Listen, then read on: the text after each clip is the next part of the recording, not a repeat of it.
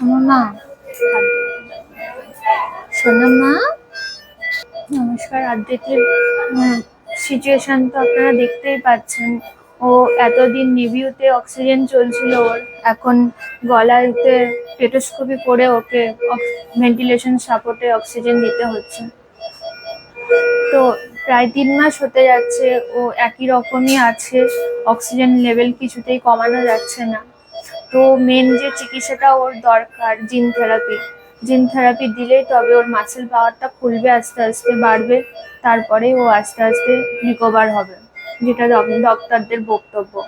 তো সেই কারণেই বারবার আমি একটা কথাই অনুরোধ করছি, আপনারা দয়া করে বাচ্চাটির একটু সাহায্য করুন, বাচ্চাটির চিকিৎসায় সহযোগিতা করুন। প্রায় 3 মাস হয়ে গেল, বুঝতেই পারছেন একটা আইসিইউর খরচ কতটা হতে পারে। পার ডে রেগুলার বেসে যে খরচ, আবার মেডিসিন খরচ, রিপোর্ট খরচ, আমরা সাধারণ পরিবার আর টানতে পারছি না। তো সেই কারণেই বলছি, যত তাড়াতাড়ি সম্ভব ওকে জিন থেরাপি না দিলে এইভাবেই হয়তো বিছনাতেই ও থাকবে। তো সেই কারণে বারবার আপনাদের কাছে বিনীত অনুরোধ করছি, হাত জোর করে অনুরোধ করছি যে আপনারা যে যেখান থেকে দেখছেন, একটু আমার পরিবারের পাশে থাকুন। আমার আদ্রিতির সুস্থ করার জন্য যে 16 কোটি টাকার প্রয়োজন, তো সেখানে একটু সহযোগিতা করুন। একেবারেই ফান্ডের রেস তেমন নেই। এই পার্ক সার্কাসের চাইল্ড হেলথ হাসপাতালে আমার মেয়ে প্রায় 3 মাস ধরে আইসিইউতে ভর্তি। পিছনে বোর্ড দেখলেও বুঝতে পারবেন আপনারা।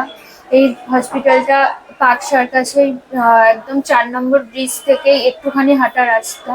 তো আমার মেয়ের যে রোগটা হয়েছে, আমার মেয়ের বয়স এই 8 মাসে পড়েছে।